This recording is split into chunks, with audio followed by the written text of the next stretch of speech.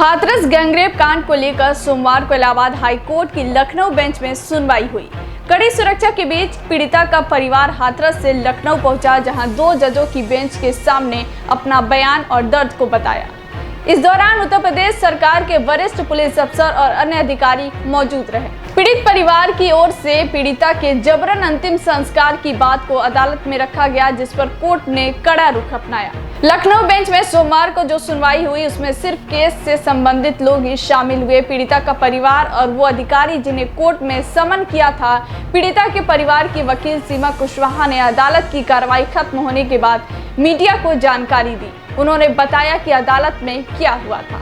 अदालत ने प्रशासन पर सख्त रुख अख्तियार किया। ADG law and order Prashant Kumar से पूछा कि अगर आपकी बेटी होती तो क्या आप भी बिना देखे अंतिम संस्कार होने देते, जिस पर प्रशांत कुमार कोई जवाब न दे सके। अंतिम संस्कार के लिए परिवार की सहमति नहीं ली गई थी, न ही उन्हें अंत्येष्टि में शामिल किया गया। डीएम ने रात में अंतिम संस्कार के पीछे मौके पर जुटी भीड़ और कानून व्यवस्था को वजह बताया। इस पर पीड़िता के परिजनों ने डीएम को टोका भी कि वहां भारी पुलिस बल तैनात थी, फिर कानून व्यवस्था कैसे बिगड़ती।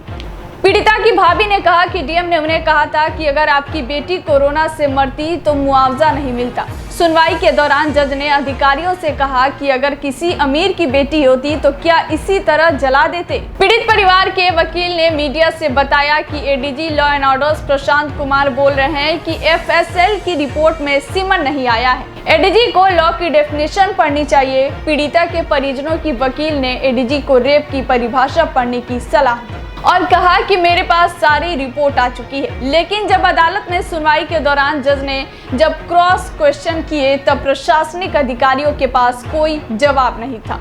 आपको बता दें कि अब इस मामले की सुनवाई 2 नवंबर को होनी है।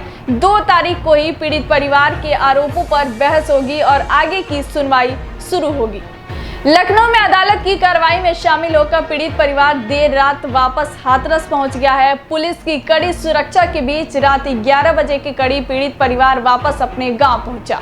पीड़ित परिवार ने कहा है कि जब तक उन्हें न्याय नहीं मिलेगा वे अपनी बेटी की अस्थियों का विसर्जन नहीं करेंगे। पीड़िता का परिवार कल यूपी पुलिस की सुरक्षा में सुबह 5:30 बजे हाथरस से लखनऊ के लिए रवाना हुआ था। लगभग 11 बजे रात हाथरस लौटने के बाद पीड़िता के परिवार ने मीडिया से बात करते हुए कहा कि उन्होंने अदालत को बताया कि उनकी बेटी के शव को बिना उनकी इजाजत के जलाया गया था। आपको बता दें कि हाथरस मामले में सोमवार को लखनऊ में इलाहाबाद हाई कोर्ट की बेंच के सामने पीड़िता के परिवार ने अपना बयान दर्ज कराया है। पीड़िता परिवार ने कहा कि इस मामले में जब तक उन्हें न्याय नहीं मिलता है वे पीड़िता की अस्थियों का विसर्जन नहीं करेंगे।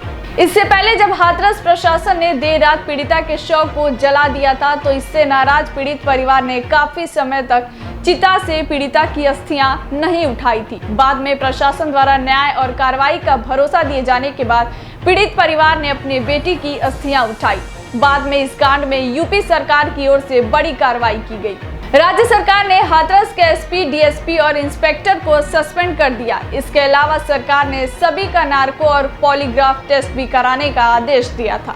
इसमें पीड़ित पक्ष के लोग भी शामिल थे। पीड़ित परिवार का नार्को टेस्ट कराने के आदेश पर काफी हंगामा हुआ था। और पीड़ित परिवार के जो परिजन हैं उनसे न्यायालय ने उनका पक्ष जाना। हमारे जो उच्च अधिकारी हैं ACS home, ADG law and order, उनसे कोर्ट ने पूछताछ की है। डीएम हाथरस से पूछताछ किया है। 2 नवंबर की डेट फिक्स की है आगे की, और 2 नवंबर को एडीजी लॉ एंड ऑर्डर और स्पेशल सेक्रेटरी होम को आने के लिए कोर्ट में कहा है। बाकी किसी का आने की आवश्यकता नहीं है। जो डिटेल्ड ऑर्डर कोई हो। सर, पीड़ित परिवार का बयान दर्ज हुआ है सर। बयान क्या कोर्ट के सामने उन्होंने बोला, दर्ज हुआ है नहीं हुआ ये मैं नहीं कह सकता, लेकिन उन्होंने अपना पक्ष रखा है। पुलिस पर हाथरस प्रशासन पर आरोप लगाए हैं। अब ये मैं अभी तो उसको आरोप प्रत्यारोप की बात नहीं है फिलहाल। अभी तो मैटर चूंकि सब जुडिस है, अभी हम कुछ कह नहीं सकते। सर, रात में अंतिम संस्कार को लेकर क्या बात कही गई कि जो अब वही मामला उसी को लेके है। मामला सब जुडिस है, हमने अपना पक्ष रख दिया है। अभी ऐसा कोई हमारे पास रिकॉर्ड नहीं है ना उनका मुझे अभी ऐसा कोई हमारे पास रिकॉर्ड नहीं है ना उनका मुझे फीडबैक हमारे सामने। हम मैटर चूंकि न्यायालय के संज्ञान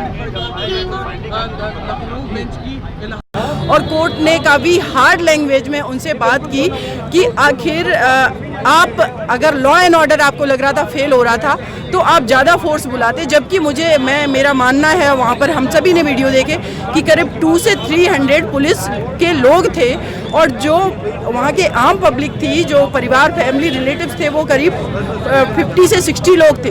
50-60 लोगों को क्या 200-300 पुलिस कंट्रोल नहीं कर सकती थी? आप रात भर उनको